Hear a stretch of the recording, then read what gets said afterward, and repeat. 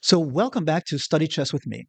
And in this video, much as I promised in the previous one, I will be returning to the study of positional play with Ludek Pachman, notably his series of complete chess strategy. And I will be honest and forthcoming in saying that I am well aware that this is easily one of my biggest weaknesses in overall chess skill. Nobody really has a complete chess set of skills, let's say, equals knowledge and ability in all of the different and necessary areas. Mine obviously is much more versed in tactics and calculation, and that may have become evident already relative to my ELO. But believe me, for you to maintain a rating of any kind, that means that if one thing is stronger than you're expected to have, then you're going to have other weaknesses that are balancing it out. In my particular case, it would have to be this and endgame play. Now, one thing I will be doing, and I will be adding to my study, and it won't be actually in the videos, and I have to be forthcoming in saying this, but I want you to be able to, at least if you plan to try to do it yourself, know what I'm doing so that you can try to emulate it. And of course, I will share with you eventually how that's going. And that is, I'm going to be adding regular commented games to my study plan, and meaning that I will be taking a sequence or a series of well commented, detailed games, not just with lots of variants, but above all, lots of text explaining the plans and the thought processes and whatnot to complement my understanding and eventually, over time, integrate this understanding of patterns and thought processes into my own, hopefully. So that's what I'm going to be adding. Now, where am I going to be getting these games and what are these games? Well, obviously, I'm going to be focusing on games that fill that particular need. So it's not going to be games as much as I would love to, such as Fire on Board with Shirov, who is a tactical genius and beautiful sacrifices and lots of fun. But I don't think that's going to really help my plan of improving my overall understanding of slow positional play. So I will be focusing on games by players who are noted for their positional skill. In this particular case, I'll probably be taking Magnus Carlsen, a hero, obviously, Petrosian, Karpov, and whatnot. And where I don't have them in books, I do have mega database, so I'll probably be culling them from there. And that's pretty much it. So, enough with the talk. Let's get right onto it.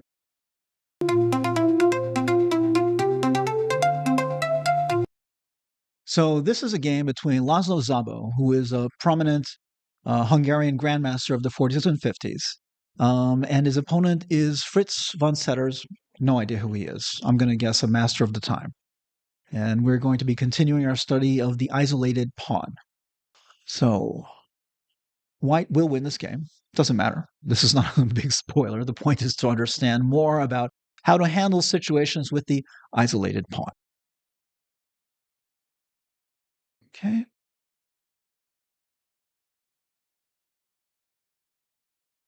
And this is a standard Nimzo Indian Rubinstein.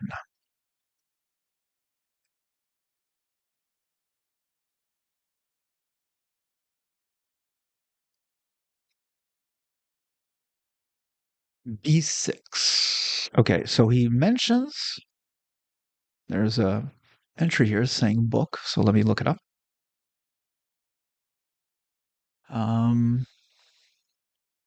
So this is a typical position with an isolated pawn on White's b4 pawn.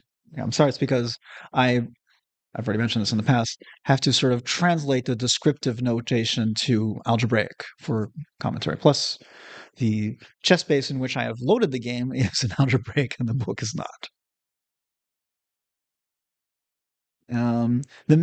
So it is important to note the significance of A3 here, okay? The main purpose of this move is to prevent the possible maneuver of knight b4 to d5.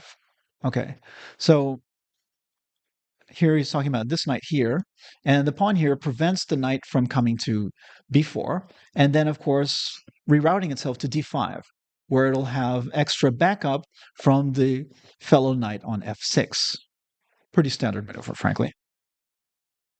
Nevertheless, This is one of the main values of a3, but it's not its only one.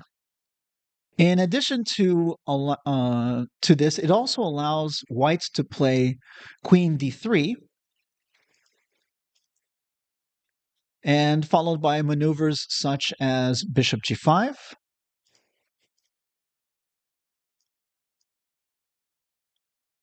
and of course bishop a2, b1, and of course then we're threatening mates and possibilities on h7. You're not actually planning on expecting to be able to deliver some kind of early mate, especially not a grandmaster or master play, but it's going to present you with the best options in this particular position. Okay. Now, he mentions, and remember this book is from the early 70s, that Nimzovich, no less, among others, recommended an alternative setup, which was queen to e2, followed by bishop e3. Oops, sorry, here. And rook d1. But even then, chess praxis, particularly with the games of Alexander Alekhine, have demonstrated that the piece grouping adopted in the present game offers the best prospects, as it allows a speedy attack on the king's side and ready pressure. Okay. So b6 instead. And he points out that b6 is actually more solid than a6, because after bishop g5, b5, bishop a2, bishop e7, queen d3, knight d5, knight e4, white's prospects are to be preferred, not only because of the obvious complications here on discovered possibilities here on h7 eventually, but because the c5 square is a gaping hole here because of that b5, and white is readily able to exploit this with rook c1 and knight c5 and so on. So b6, queen d3, bishop b7, bishop g5, rook c8. And this, he says, is a mistake. He says, why is this a mistake? Okay, so he says that black underestimates the danger threatened by white's aggressively posted pieces and thinks he has sufficient time to complete his development. After knight d5 instead, white had a good choice between two continuations, but overall it was the better selection, the better choice of sequences as opposed to rook c8. Instead, he should have played knight d5, and white's best move would be bishop takes d5, e takes d5, not bishop takes g5 is a Zwischenzug, which means an intermediary move, by the way, because then you have bishop e4.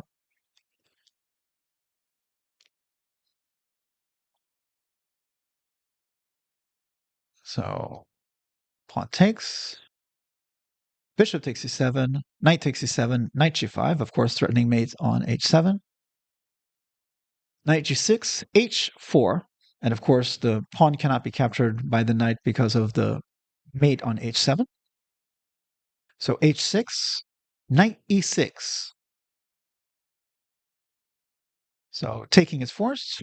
This is a common tactical theme, by the way, in many lines with many different little permutations. So if you're not familiar with this one, remember it. You'll see this kind of idea a lot. Queen takes g6. Now, just to be clear, rook f6 is catastrophic because of queen g3. And catastrophic because the thing is, in this particular position, queen takes h4 is by far the preferred option by black. Why? In theory, you might say, well, why would the h-pawn be more valuable than the e-pawn? Well, frankly, the e-pawn is worthless here. It's a weakness. Your white, if allowed, will sit there keeping that h-pawn and torture you with that horrible e-pawn because it's weak, it's backwards, and it's a target. So if you can get rid of that in exchange for another pawn, great. So queen takes h4, queen takes e6, queen e3, rook e8, queen d2. And white is better for the simple reason, and it's not a big advantage, we're not talking winning here. The knight is better than the bishop, and that's because it's not only attacking the pawn on d5, but the bishop is constrained by it, therefore it's the bad bishop as a result. So rook ad1, queen c7, bishop a2, rook fd8, h3. There's a comment here. Let me look it up. Preventing any tactical complications which might arise after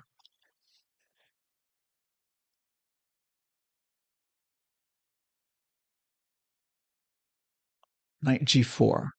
Okay.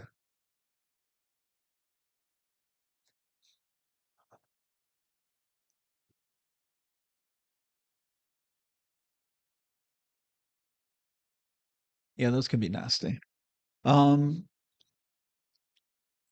So knight g4 here is a common tactical theme.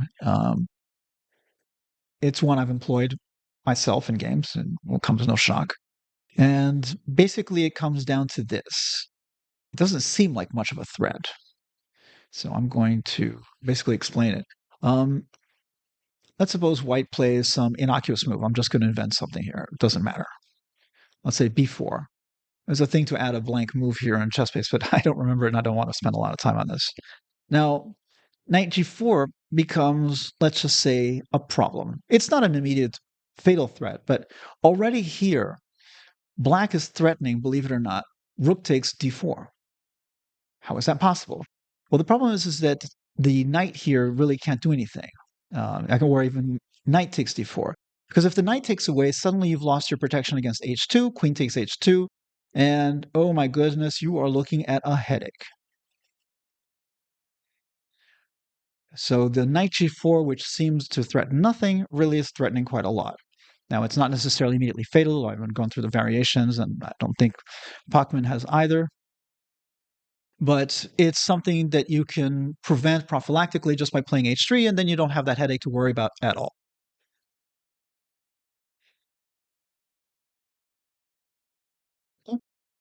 So rook d7. And here he comments, black's plan is too stereotyped. He now hopes to double his rooks with the pressure on the d-pawn, but white has already prepared a decisive breakthrough. So he's saying, look, knowing the ideas of the position and the plan are good, but that doesn't mean you can just simply, play it by hand, so to speak, without considering the specific characteristics and details of the position at hand. So rook d7, he's just playing without too much worry. I know the ideas, and oops, things have happened. d5, and not e takes d5, because bishop e1, g6, rook takes e7, and we have a problem, Houston, because f6 is hanging.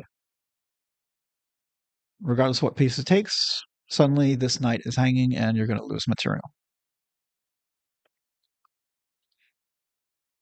So, and yes, g6 was necessary because of bishop takes f6 and then queen takes h7. So knight takes d5, bishop takes d5, queen d8,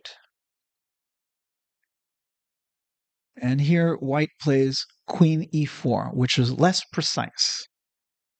Let's point it out that instead bishop takes, sorry, bishop takes e7, knight takes e7, and you would think this looks really dangerous with, the piece kind of pinned to protect the queen, but not so. Knight g5, knight takes d5, queen takes h7, what are you going to do? King f8, queen h8 check, king e7, queen takes g7, and you have a big problem. Needless to say, if the knight were to leave anywhere, f6, f4, c3, we have queen takes f7 mate because suddenly the square here will be attacked by the rook. And to make things even better, in this exact position, aside from queen takes f7 is not the only threat. Yes, there's even more. You're threatening rook takes e6 mate. Kind of cute. Because the pawn is pinned, protected by the rook, and yeah. So we have a problem, Houston. Okay. So in any case, white missed this.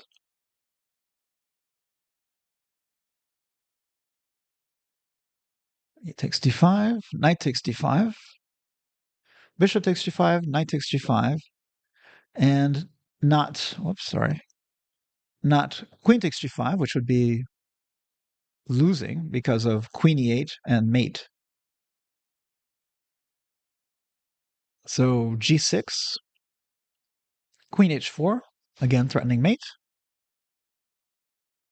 h5, knight f6 check, queen takes f6, rook takes d7, knight d8, rook e8 check. Nice. King g7, rook takes f7.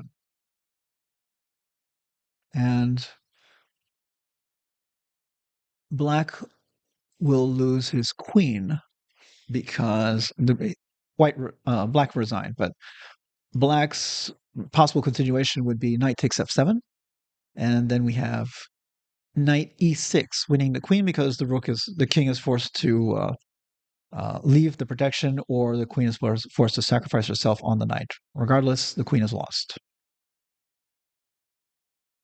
Okay. So Ludek Pachman has this to say about the previous game. He says that the decision in the previous game was brought about by the correctly timed advance of d5, which was of a definite tactical nature, and it was possible thanks to precise calculation beforehand, while black instead tried to play natural and possibly correctly conceived ideas, but lacking precision in applying them directly to the game itself, and taking into account, of course, his opponent's plans. In this case, white's d5 push. So again, the game was chosen specifically to show us how a well-timed d5 can really make a difference. This position, as you see right in front of you, it occurred in the 8th game of the 1968 match between Korchnoi and Tal. This was the semifinal of the candidates, a match that Korchnoi eventually won with a score of 2 wins, 1 loss, and 7 draws. Black's position is extremely difficult. White is planning bishop b1. Okay. Followed by 2 different possible plans. Either queen d3, as we saw before, threatening queen takes h7 possibilities, but it's only to create pressure. It's not because you expect to actually deliver that kind of mate. And an alternate plan would actually be rook d3, with the idea of knight e5, and then passing the rook over onto one of these squares here, and whichever you decide is best to be able to create pressure against black's position, notably his king.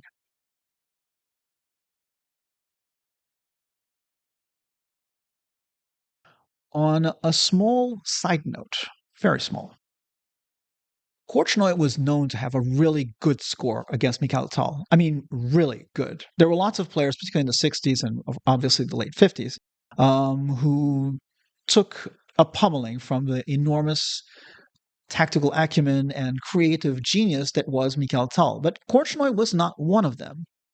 There was no obvious reason. You can't say it's a matter of incompatibility. The current theory is this. Mikhail Tal was someone who worked not only just on a little bit of bluff, but a great amount of intuition. And the problem with playing that against a player like Korchnoi, who was not only extremely practical and, as we call a pawn grabber, so to speak, but he was incredibly adept at precise calculation. So if there was a flaw in any of Mikhail Tal's lengthy creative variations, Korchnoi was the guy who was going to find it.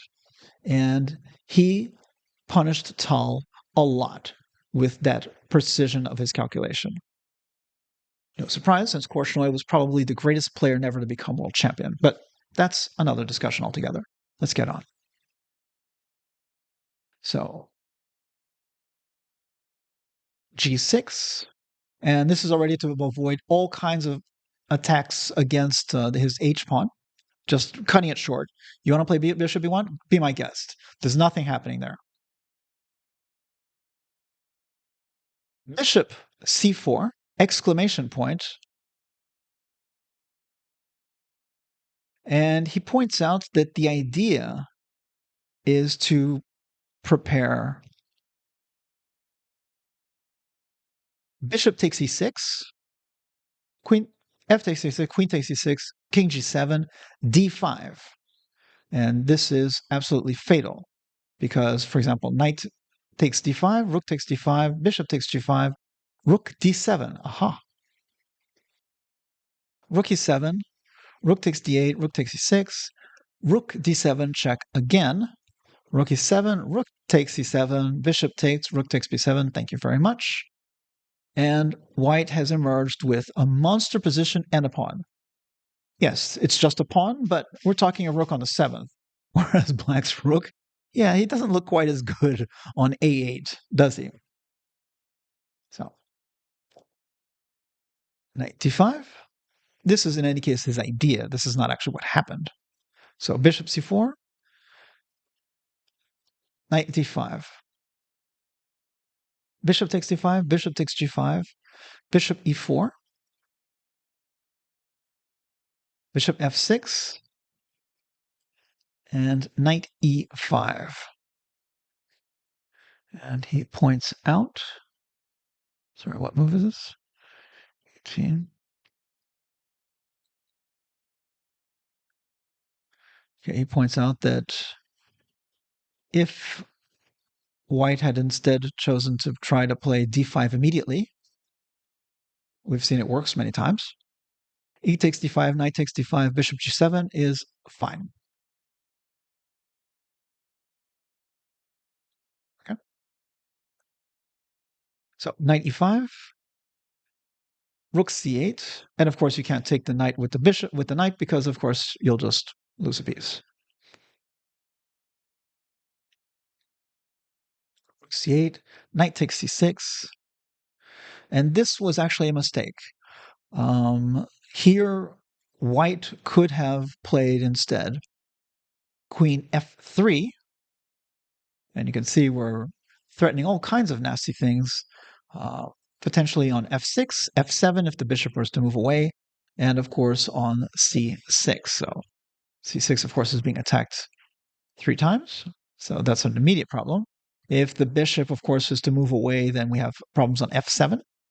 And yeah, there's some problems here. So after queen f3, the move would have to be bishop takes e5, d takes e5, queen g5. The rook is attacking, of course, the queen.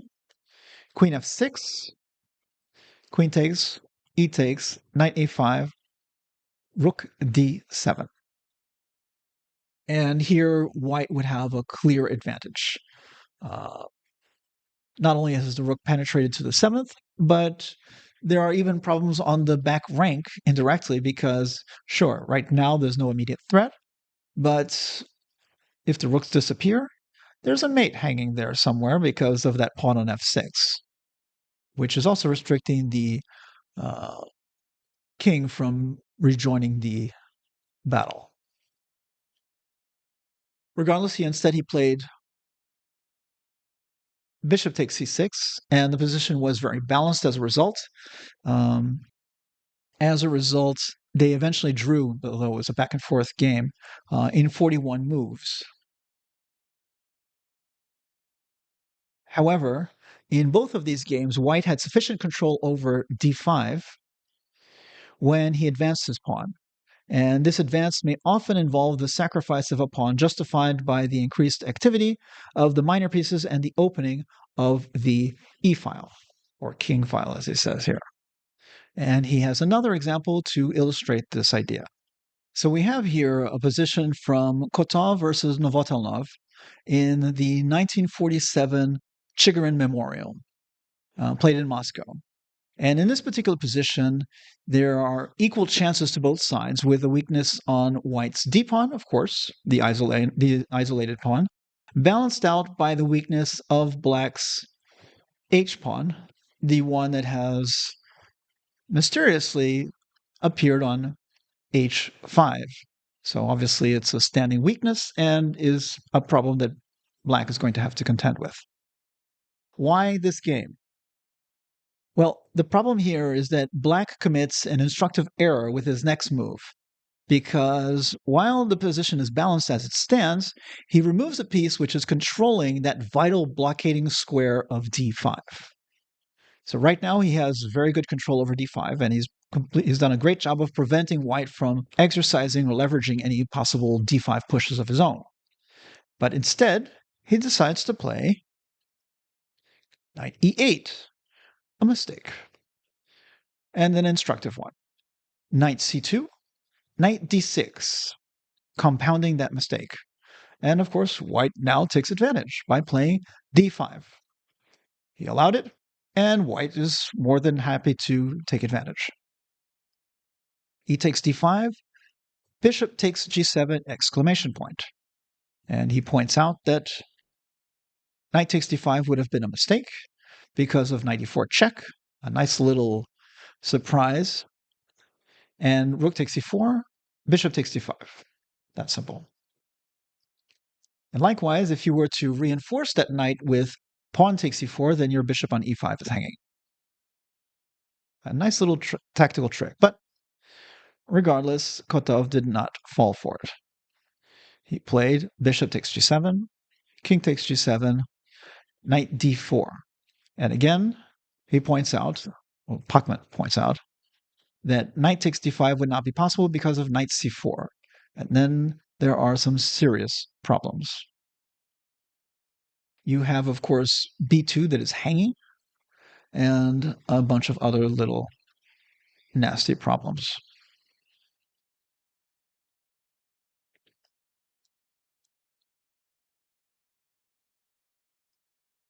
On d5. Okay.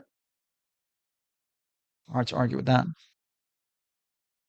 So instead, knight d4, king f6, knight c2, knight f5, and knight f4. And there is a comment here by the professor. And he says, just a minute. It is now clear that even in this simplified position, the activity of white's pieces plays a vital role. For example, if he were to play instead, black were to play knight takes d4, rook takes d4. Let's see what he will.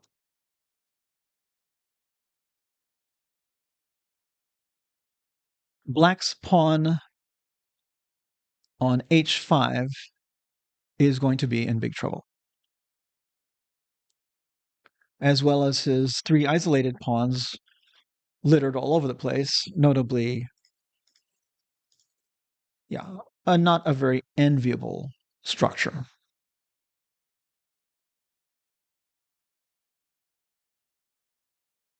You know, the famous motto shown by Alexandre Dumas in The Three Musketeers, one for all and all for one. Well, in this particular case, as you can see, with the three pawns all disconnected and separated, it's really everyone for himself. And that's why it's a very weak and precarious pawn structure. So he plays instead knight g7, h4, knight g7 protecting, of course, h5, h4, rook e7. And it should be pointed out, this is not lost or anything.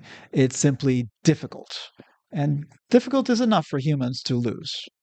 Computers might be able to hold it, and they'll say, that's an easy draw. I don't know. I wouldn't have any big problems. We're not computers, are we? Rook takes c7, king takes c7, rook e1 check, king d7. And this is a mistake. Preferable would have been to play instead king f6, g4, h takes g4, f takes g4, h6.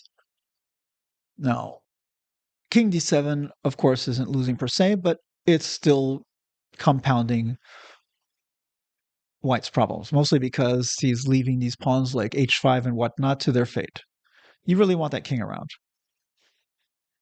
So rook e5, f6, rook e2.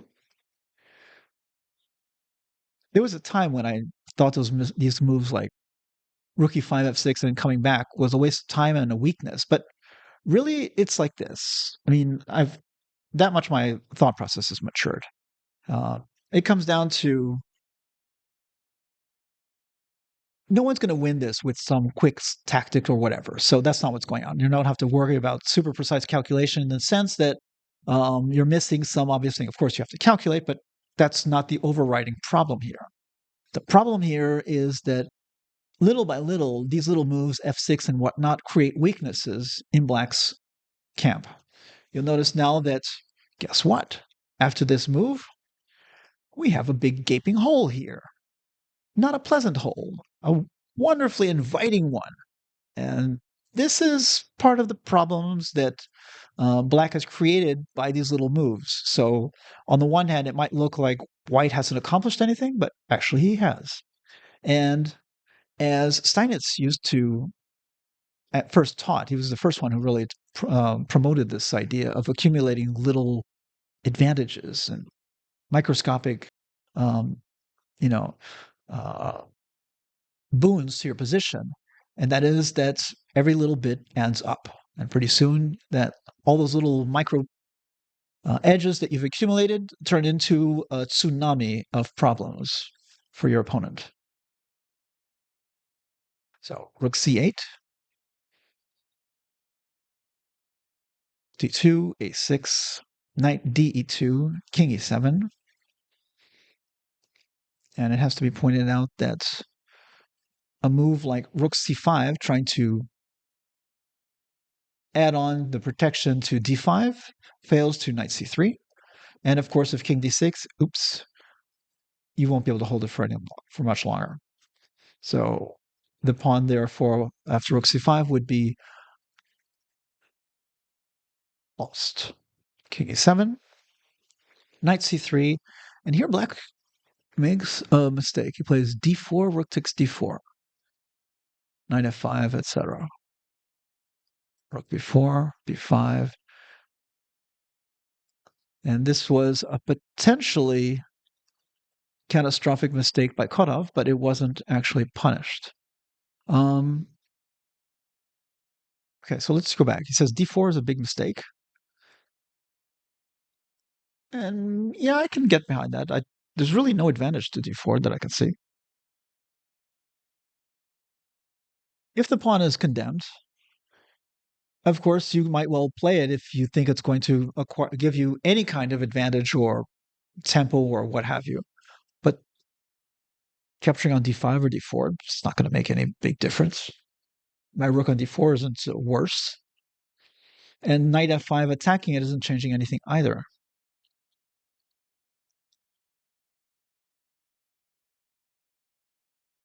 I think this is a miscalculation, that's all. Oh, well. Takes knight f5, rook b4, b5. Now, here he made a big mistake. He played a4. And what he should have played is just plain out, flat out, knight takes h5. Just that. The pawn on h4 is protected by the knight, is protected by the rook, so there's no big concern. Instead, he played e4. And Black returned the favor with rook d8. Instead, Black had rook c4, rook takes, pawn takes, and yeah. Basically, yes, h5 is hanging, but so is h4. And if you protect h4 with g3, I'll protect my h5 with knight g7.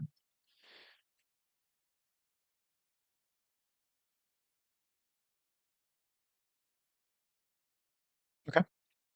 So rook d8, and he plays the rest of the moves go uncommented. A5, rook d2, rook d7, rook c5, knight g3, king d6, king c6, knight f d5.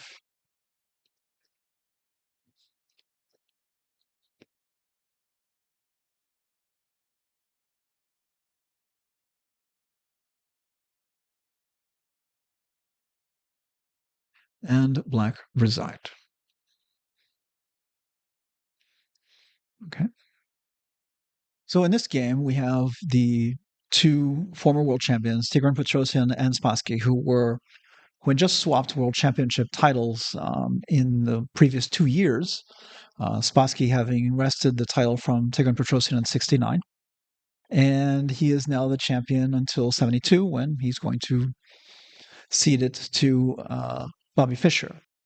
Now, he points out that a lot of development and studies trying to understand the nature of these Isolani positions have come to at least a few simple truisms. And the first and foremost is that, yes, d5 is often a powerful tool for the person or for the side that has that as an isolated pawn. But nevertheless, it has to be pointed out that it's only an advantage, or usually, if you can do it when your pieces are fully developed. If you're not fully developed, then holding off on d5, unless it's really the absolute best choice you have, is usually best. So, and these moves go all without any comment. Knight d5. Okay.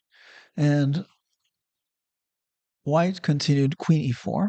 And it's pointed out that if instead he had played bishop d3, knight cb4, bishop b1, it would be fine.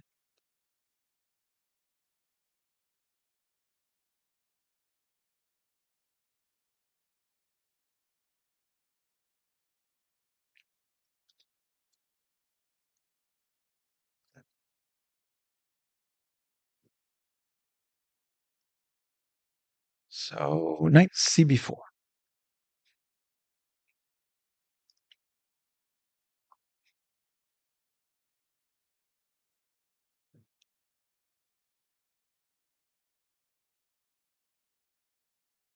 So he puts a question mark to this, and Ludek Pachman is no doubt relying on comments by Spassky and Petrosian or the other great grandmasters of the time, because it's not going to be the most obvious comment, but it does emphasize the lessons on the isolated pawn. And he points out that although black prevents the maneuver of bishop a2, b1, etc., because there's a knight on b4 now, so of course this bishop is not going to be able to go to a2 and b1. And of course, even though you can come to b3, again, the knight is covering this square here, so it's not as if you're going to be able to go here instead. So in that sense, the black knight has served its purpose. Unfortunately, and this is the other aspect of this, it grants his opponent a much greater concession. White's queen now becomes very active.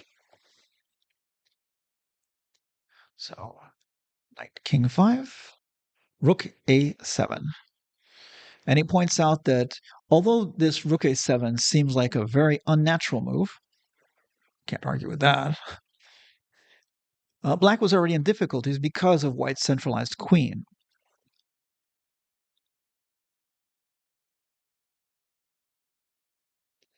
And he presents a couple of variations, but basically to illustrate some of the possibilities that might plague black's position. Okay, bishop e3, knight f6, queen h4, b6, queen g3, and he plays bishop e7. And Pachman is quick to point out that king h8 immediately was necessary. And he explains that it isn't that bishop h6 is going to pick up the exchange or anything because it is defensible. The problem is that by allowing bishop h6 to be even be played, black is going to be tying up one more of his pieces and not where he really wants it to be tied up. So bishop b7, bishop h6, knight e8. And as you can see, yes, white cannot capture on g7. There's no win there yet. But on the other hand, what the heck is that knight doing on e8, aside from protecting g7 and tying up the rook on f8 and e7, etc.? I mean, this isn't exactly an ideal setup for those pieces. So if you could prevent that, to give yourself more options with those pieces, that was to be preferred. Okay, so rook c1, king h8, d5.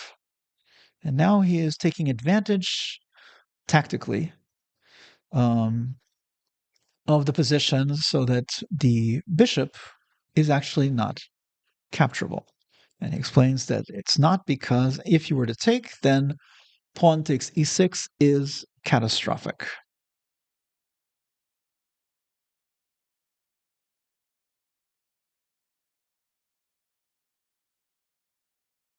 Yes, not a lot to argue there, is there?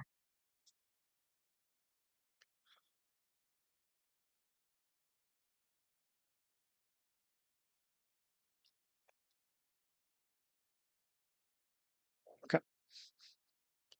Impressive play by Petrosian. He takes d5, bishop e3, rook a8, keeping pressure on b6 among other things. Knight c4, taking advantage of the pin. Knight can't be captured because, of course, the queen is being attacked. So he points out that if you were to try to protect d6 with bishop c5, which might look attractive on the surface, white actually has the very nice little tactical trick, knight a5. Now, you're attacking b7, so you don't really have a ton of options because what's the bishop going to do? So pawn takes, bishop takes c5, rook g8, bishop takes b4, a takes b4, knight takes d5. And yeah, not great. So instead, knight d6, bishop takes b6, and he points out that knight takes d6 was worse because knight takes d6, knight f5, and you're losing material. Queen h3, knight takes e3, and you cannot protect everything. Because after queen takes, the only move to protect that knight on d4, on b6, sorry, you have d4. And oopsie daisy.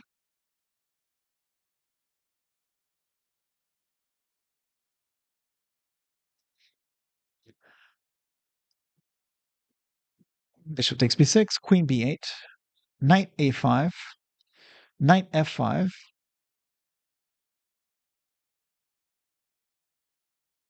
queen takes b8, bishop takes b8, knight takes b7, rook takes b7, a5, cementing that bishop on b6, and really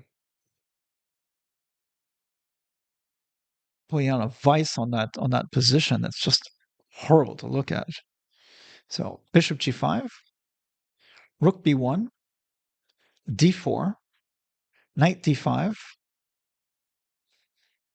Now, if knight takes d5, bishop takes d5, rook d7, bishop e4, and the d4 falls. D4 pawn falls. Okay.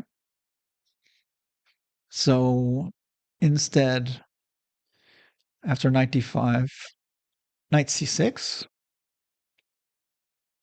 And here the game finished with bishop a4, rook a c8, f4, knight c e7, rook c1, rook b8, f takes g5, knight takes d5, bishop c6, bishop takes b6, Pawn takes, knight to e3, b7.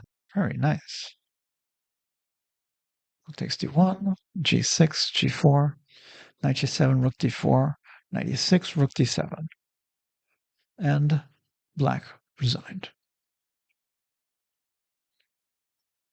Really impressive play by Petrosian. I mean, we know about him as the great positional master of prophylaxis and strategic play.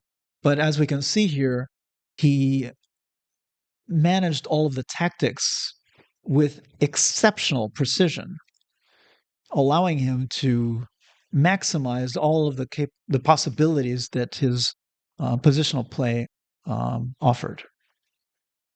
So all these examples in which the advance of d5 is involved clearly show us how important it is for the side with the isolated pawn to retain his good bishop. In other words, the bishop controlling the d5 square, or the white squared bishop.